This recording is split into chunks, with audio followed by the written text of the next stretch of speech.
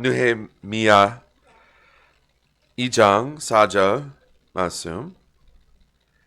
이에 왕이 내가 이르되 그러면 내가 무엇을 원하느냐 하더라.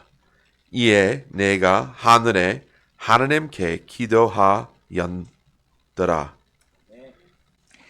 자, 느헤미야가 예루살렘으로부터 온 소식을 듣고 그는 금식 기도에 들어갔습니다.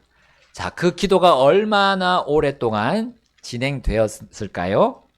자, 우리 느헤미야기 1장 1절과 오늘 본문인 2장 1절을 보시면 그 기간을 우리가 알 수 있습니다. 자, 느헤미야기 1장 1절에 느헤미야가 예루살렘의 성벽이 무너지고 문들이 불탔다는 소식을 접했을 때는 무슨 월이었죠?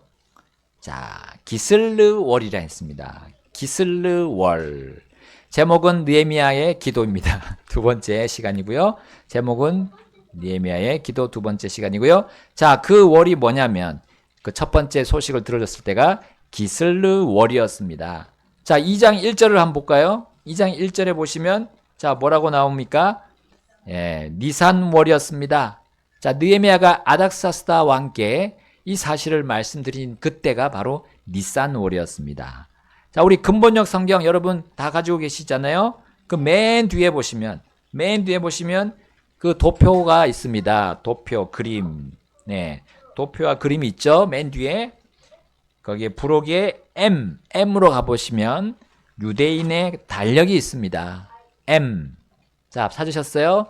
자, 거기 제목이 다 있죠. 제목에 보면 영어로 순서가 되어 있습니다. M으로 가보십시오. M.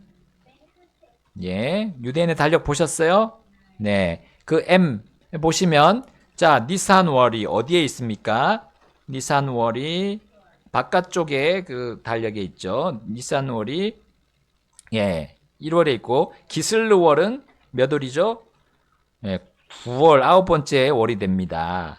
그래서 바깥쪽에 있는 것이 종교력입니다. 유대인의 종교력. 그 다음에 가운데 핑크색이 민간력이고요. 그 맨 안에 있는 회색이 태양력입니다. 우리가 쓰고 있는 태양력 달력으로 보시면 되겠습니다. 자, 기슬르월에서 니산월까지 몇 개월이 흘렀죠? 몇 개월? 자, 몇 개월이 흐른 겁니까? 예? 아니요. 기슬르월에서 니산월까지. 순서가 9, 10, 11, 12, 1로 가잖아요. 네. 그래서 몇 개월입니까? 5개월. 예, 완전히 꽉 채우면 5개월인데, 한 약 4개월로 보시면 되겠습니다. 4개월이 흘렀어요. 그러니까 기도한 기간이 몇 개월이요? 기도 시작한 다음에 이제 기도가 응답된 데까지 약 4개월이 걸린 겁니다. 왜 이렇게 기도가 오래 이어져야 했을까요? 자, 느헤미야가 혼자 기도했을까요? 아니면 같이 기도했을까요?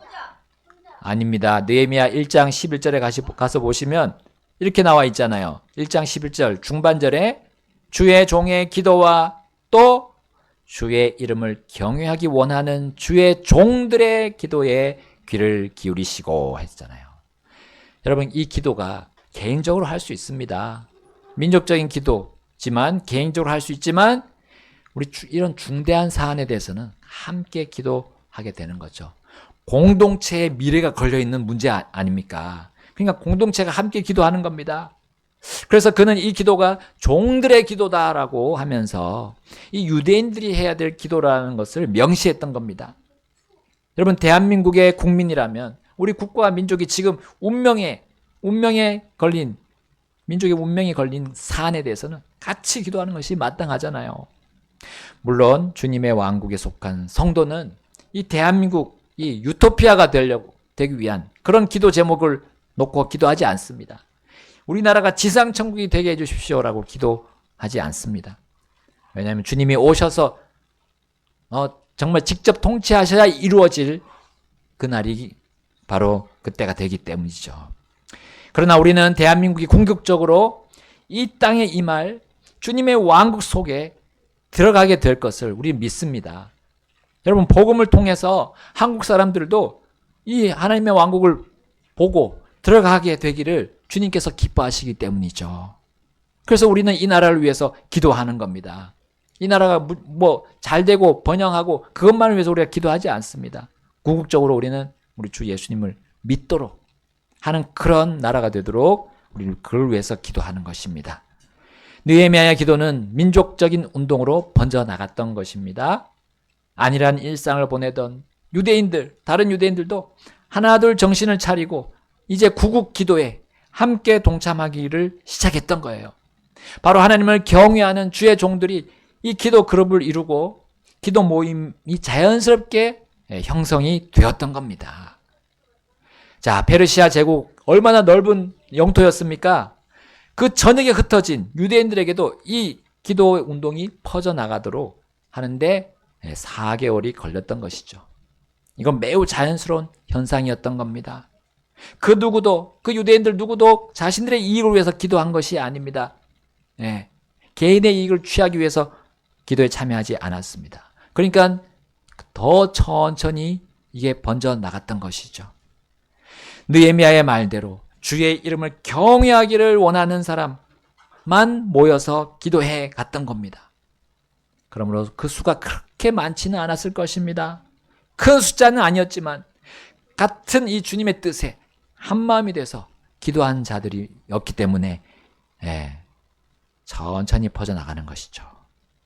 자, 느헤미야와 함께한 이 사람들 무엇을 근거로 기도했을까요? 바로 이것이 중요한 겁니다. 그냥 무작정 기도하는 것이 아니라 무엇이 근거가 있어야 그 기도 제목이 하나님께 나아가게 되고 하나님께서 그것을 100% 응답하실 거 아닙니까? 바로 하나님이 하신 말씀, 약속을 놓고 그들이 기도했던 겁니다. 많은 사람들에게 인기 있는 그런 환영받는 그런 기도가 아니었어요. 그런 기도 제목이 아니었습니다. 바로 현재 삶에 먹고 사는 일, 그것이 인기 있죠. 인기 있는 기도 제목입니다. 그러나 그것이 아니었어요. 그러나 우리는 주님께서 하신 말씀을 내세우는 기도, 그분이 하신 말씀을 내세우는 기도가 정말 우선되어야 한다는 것을 우리 여기서 살펴봅니다. 그분의 언약이 근거로 된 기도라면 그 다음은 개인의 형편에 대해서 우리가 통찰해 볼 수 있는 시간이 될 수 있어요. 왜 우리 삶에 이러한 문제들이 일어나는가? 알게 되는 것은 바로 우리가 하나님께 먼저 주목했을 때, 하나님의 뜻에 주목했을 때 우리가 그 문제들도 알게 되고 해결이 된다는 거예요. 그러므로 먼저 우리는 그분의 왕국과 그분의 의를 구하라는 거예요. 그때 우리가 필요한 모든 것 주님께서 아시고 더 하신다고 약속해 주셨지 않습니까? 먼저 주님의 뜻을 구하는 겁니다. 그것이 주를 경외하며 시작한 이 기도, 이 유대인들의 기도의 모임이었던 겁니다. 이것을 주님이 원하신다는 걸 우리는 주목할 수 있습니다. 그때 우리는 그분이 하시는 일의 권능을 보게 될 겁니다. 사실 예루살렘을 위한 이 기도는 이 멀리 떨어져 있는 이들과 거리감이 있었어요. 같은 민족에 대한 일이지만 그들의 현재의 삶과는 크게 연관이 없어 보였습니다. 왜냐하면 거기 지금 예루살렘에 이 성전을 재건한 유대인들이 이미 살고 있었습니다. 하나님은 그들을 통해서도 성벽 재건할 수 있는 권능이 있으신 분이죠. 그러나 하나님의 뜻은 그것이 아니었습니다. 하나님은 그들을 다시 귀환시켜서 그 일을 하시려는 계획이었던 거예요. 이것이 하나님의 뜻이라는 것을 그들은 그분의 언약 속에서, 그분의 하신 말씀 속에 들어가서 그것을 가지고 기도했기 때문에 알 수 있었던 겁니다. 그리고 자신들이 거기에 가기를 원하시는 하나님의 그 바람을, 그 소원을 그들이 이 기도를 통해서 알 수 있었던 겁니다. 예루살렘의 회복이, 그리고 거기에서 입성하실, 그 예루살렘에 입성하실 메시아를 준비하는 그 일에 이들이 종이 되는 것, 이것이 하나님의 뜻이었어요. 그리고 이 일이 정말 영원히 남는 귀중한 일, 그리고 그들에게 정말 보람찬 일임을 그들이 기도하면서 알게 되었던 겁니다. 그 4개월의 긴 기간 동안요. 자, 다른 일에서 잡지 못할 그 영원한 명예, 영원한 명예를 받을 수 있는 기회라는 사실을 그들은 기도하면서 알게 되었던 겁니다. 자, 그들은 생각했을 겁니다. 아, 우리가 이렇게 평범하게 안전하게 살다가 주님 곁으로 그냥 갈 것인가? 그래서 우리 겨우 주의 그 왕국의 문을 열고 들어갈 수 있는 그 권한만 우리가 가지고 정말 만족할 것인가? 아니면 이 땅에서 주님을 위해서 특별하지만 위험을 무릅쓰고서라도 주님의 일을 하다가 제대로 하다가 주님 곁으로 갈 것인가? 그래서 주의 왕국 전체를 주님과 함께 소유할 권한을 내가 가지고 완전한 만족 가운데서 그 영원한 날을 들어갈 것인가? 그래서 누릴 것인가? 여러분, 이건 양당 간의 결정이었어요. 내가 무엇을 내어주고 무엇을 얻을 것인가? 잠시만 살 이 땅에 한정되고 정말 불완전한 이 인생, 이거를 내려놓고 내가 영원히 살 저 하늘의 무한함과 완전함을 내가 소유할 것인가? 여러분, 이것은 4개월 동안 느헤미야와 유대인들이 기도하면서 동시에 불쑥불쑥 찾아왔던 그러한 고민, 또 부담, 좋은 부담 아니었을까요? 여러분, 우리의 본향은 어디입니까? 일시적인 이 땅입니까? 아니면 영원한 저 하늘입니까? 자, 여러분, 이것을 우리가 생각한다면 우리의 기도 제목의 방향과 우리가 가야 할 길의 방향이 잡힙니다. 주님의 뜻에 따른 기도를 통해서 우리의 믿음은 바로 크게 도약하게 될 것입니다. 주를 경외하면서 주의 언약으로 기도한 주의 종들의 기도가 이렇게 드디어 4개월 만에 응답받게 됨을 우리는 분명하게 본문 통해서 볼 수 있습니다. 1절부터 보겠습니다. 느헤미야 2장 1절. 또 아닥사스다 왕의 제20년 니산월에 이 일이 일어났으니 곧 왕 앞에 포도음료가 있었고 내가 그 포도음료를 들어 왕에게 그것을 드렸더라. 이제 전에는 내가 왕 앞에서 슬퍼한 적이 없었더라. 2절입니다. 그런즉 왕이 내게 이르되 내가 병이 없거늘 어찌하여 얼굴에 슬픈 기색이 있느냐? 이것은 분명히 마음의 슬픔이로다 하더라. 이에 내가 매우 심히 두려워하여 3절 함께 읽겠습니다. 왕에게 아뢰되 왕께서는 영원토록 사시옵소서. 내 조상들의 돌무덤들이 있는 곳 바로 그 도시가 피폐하고 그것의 성문들이 불에 타 소멸되었사오니 내가 어찌 내 얼굴에 슬픈 기색이 없사오리까 하였더라. 아멘. 무려 4개월 동안 똑같은 심정으로 기도해 왔던 느헤미야와 유대인들이었습니다. 애곡과 슬픔의 기도가 끊임없이 이어졌던 거죠.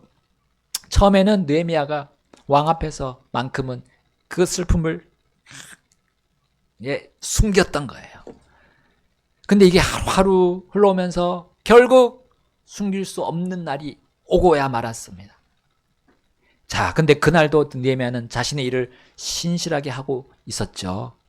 포도음료가 왕 앞에 있었고 이제 그는 그것을 왕께 가져다 올려드렸습니다. 그런데 그걸 올려드릴 때 왕이 유심히 또 느헤미야를 쳐다본 거예요. 하필. 근데 그 얼굴이 전과는 다릅니다. 그 표정이 슬픈 표정을 짓고 있는 겁니다. 왕이 포도음료를 마시는 그 자리가 슬퍼하는 자리일까요? 아니면 기뻐하는 자리일까요? 자, 우리 성경에 나오는 포도음료가 말하는 그 의미는 보통 기쁨을 알려주는 거죠. 심지어 우리 주 예수 그리스도께서 흘리신 피를 어디에 상징하셨습니까? 포도음료에 상징하셨잖아요. 그것이 희생의 모습이지만 결국 우리 주 예수님의 그 피를 의미하는, 그 보혈을 의미하는 그거 역시도 그분의 희생으로 우리에게 주시는 죄의 사면, 또 그 속죄의 기쁨 아닙니까? 그런데 그날은 이 느헤미야가 왕 앞에서 그 포도음료를 올려드리면서 그 기쁨의 잔을 드리면서 슬픈 기색을 거둘 수가 없었던 겁니다. 그 기쁨의 자리에서 신하가 슬픔을 감추지 않고 보이게 되면 이것은 적은 일이 아니죠. 크게 실수한 겁니다. 여러분, 왕이 노할 수 있는 그런 상황을 만들어낸 거예요. 이것은 페르시아 최고의 권력자 앞에서 범하는 무례함이 될 수 있었던 거예요. 왕은 당장 느헤미야를 그 자리에서 자르고 처단할 수도 있었습니다. 근데 왕은 느헤미야가 병에 걸렸다면 자신에게 오지 말아야 됨을, 와서 일하지 않아야 함을 잘 알았죠. 그런데 지금 그가 건강함을 왕은 잘 알고 있었습니다. 그럼에도 슬픔을 도저히 숨길 수 없었던 느헤미야였던 거예요. 이런 상황을 느헤미야가 일부러 만들지 않았다고 저는 믿습니다. 그는 항상 하던 대로 한 거예요. 그런데 4개월이 지나자 이제 그걸 멈출 수 없었던, 그걸 숨길 수 없었던 상황이 되고 맙니다. 결국 왕에게 탈로가 났고 하필 그 시점이 자신이 섬기는 그 순간이었던 겁니다. 그 잔을 올리면서 기뻐해야 될 그 자리였던 거예요. 그 시점이었던 거예요. 자, 이제 그는 어떤 심경이었는지 2절 마지막 부분을 보십시오. 그가 어떤 마음이었다고요? 매우 심히 두려워했다. 매우 심히 두려워했다는 거예요. 느헤미야는 그 상황에서 인간적으로 정말 두려워할 수 있었습니다. 아이고, 이를 어쩌지. 내가 이 자리에서 내 슬픔이 왕 앞에서 탄로났구나. 그러나 느헤미야는 지금까지 자신이 하나님께 드린 기도, 그 내용, 하나님이 받으시는 그 기도 내용을 잘 알고 있었죠. 자, 그러면서 11절 그것이 무엇이었습니까? 11절 말씀이었어요. 1장 11절 중반절에 이 사람의 눈앞에서 긍휼을 베푸시옵소서. 이 사람의 눈앞에서 긍휼을 베푸시옵소서 하였더라. 이는 내가 왕의 잔을 드는 자였기 때문이더라. 이렇게 마치죠. 11절에. 왕의 잔을 들고 왕 앞에 기쁨을 드려야 했기에 그는 언젠가 터질 그 슬픔을 숨길 수 없는 날이 올 것을 예상했을지도 모르겠습니다. 근데 무려 4개월 만에 그 날이 찾아온 겁니다. 그는 이것이 하나님의 뜻으로 받아들였을지도 모릅니다. 왜냐하면 그는 두려워하는 마음에 압도당하지 않았기 때문입니다. 그는 지금이 기쁨의 자리임에도 불구하고 왜 자신이 슬퍼할 수밖에 없는지 소상히 왕에게 밝힙니다. 자, 물론 그 일이 왕이 함께 공감할 만한 내용인지 아닌지 그런 거 따지지 않았습니다. 그런데 별로 공감하지 않을 수도 있었던 내용이에요. 왜냐하면 예루살렘은 거기 수산에서 아주 멀리 떨어진 식민지였고요. 그리고 거기에는 페르시아에 도움이 될 만한 좋은 광물이 나거나 자원이 있다거나 생산품이 있다거나 그렇지도 않았어요.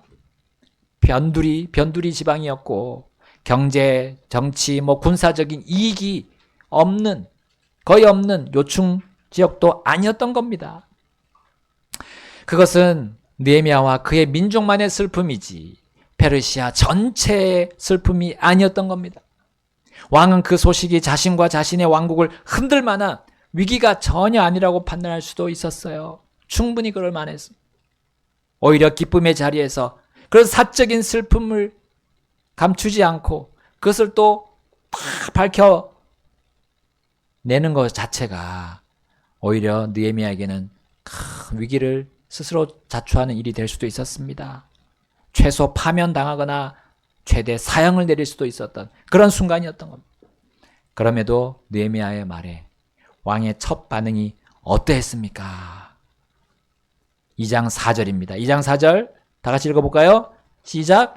이에 왕이 내게 이르되 그러면 내가 무엇을 원하느냐 하더라. 이에 내가 하늘의 하나님께 기도하였더라.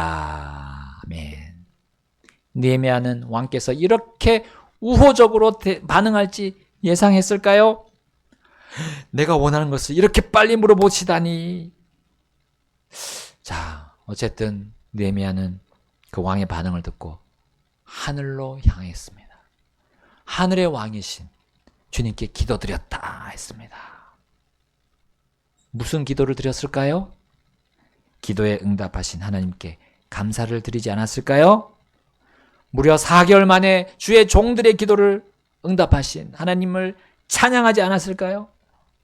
신하로서 해야 할 일을 완수하지 못했음에도 긍휼을 얻게 하신 하나님께 영광과 경의를 표하지 않았을까요?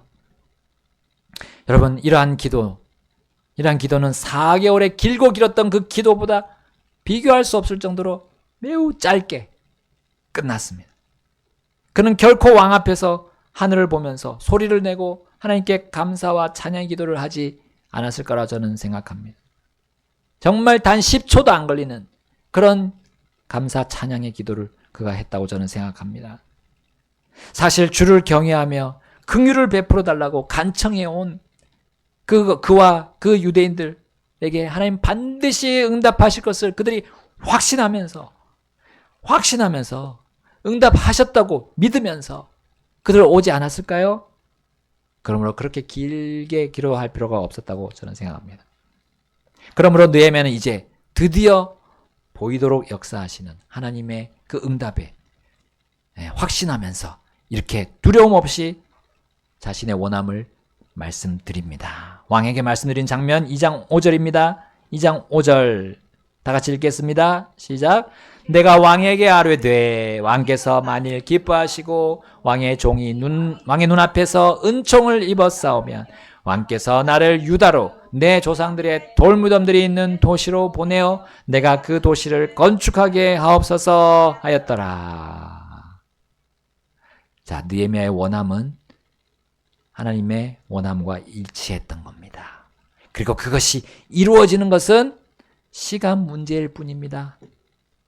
시간 문제일 뿐이에요. 반드시 이루어지게 돼 있습니다.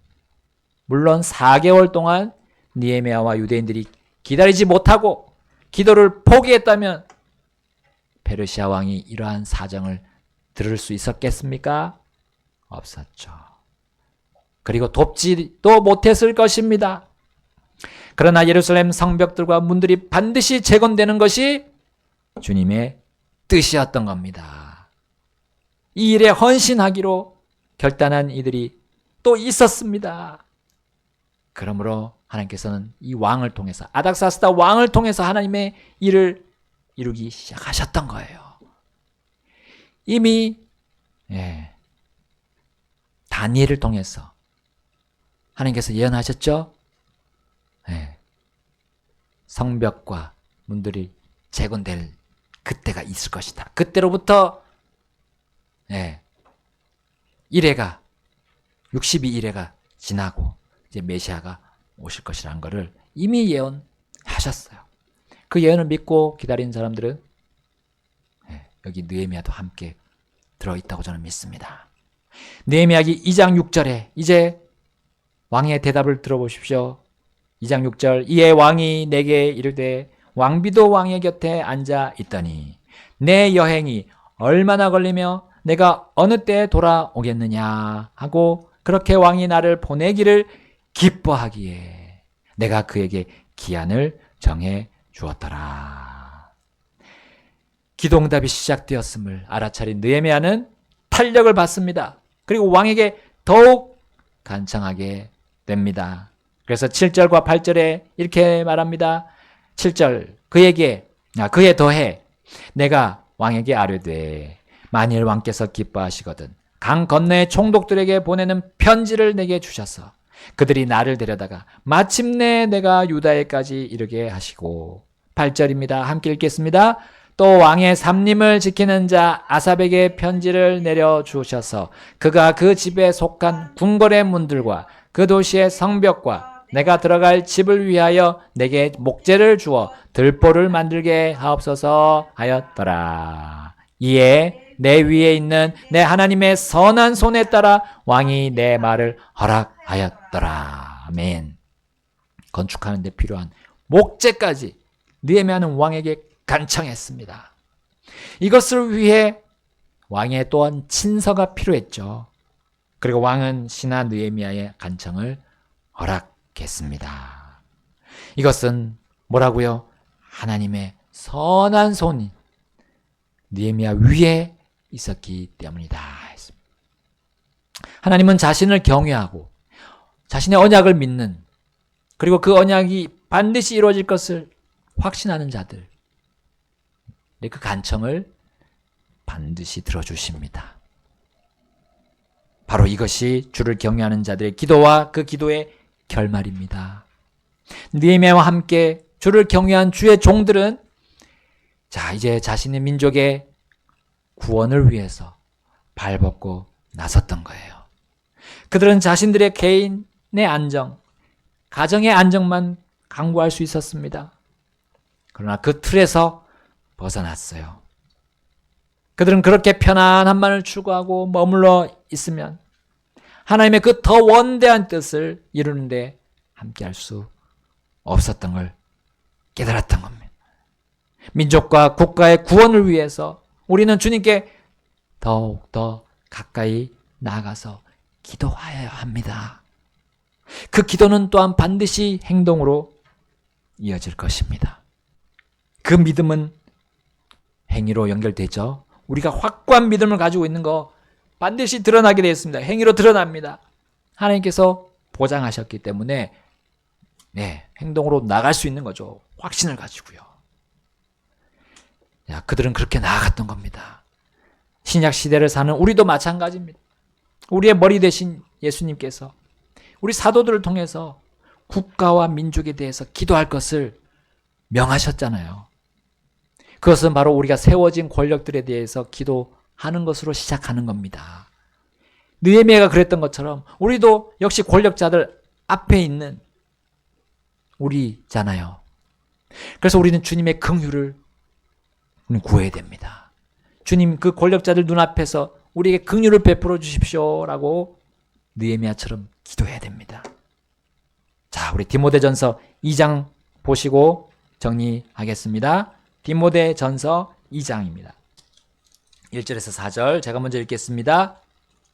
2장 1절입니다. 그러므로 내가 권면하노니 무엇보다 먼저 간구와 기도와 중보와 감사를 드리되 모든 사람을 위하여 하고 2절 왕들과 권위에 있는 모든 자들을 위하여 할지니 이것은 우리가 모든 경공과 정직함 중에 고요하고 평화로운 삶을 영위하려 함이라. 이는 이것이 우리 구주 하나님의 눈앞에서 선하고 받으실 만한 것이기 때문이라. 4절 함께 읽겠습니다. 그분께서는 모든 사람이 구원을 받고 진리의 지식에 이르기를 원하시느니라. 아멘. 신자뿐 아닙니다. 불신자들 위해서도 우리는 간구, 기도, 중보, 감사를 드려야 됩니다. 그리고 권력자들과 또 백성들을 위해서도 우리는 간구와 기도와 중보와 감사를 주님께 드려야 합니다.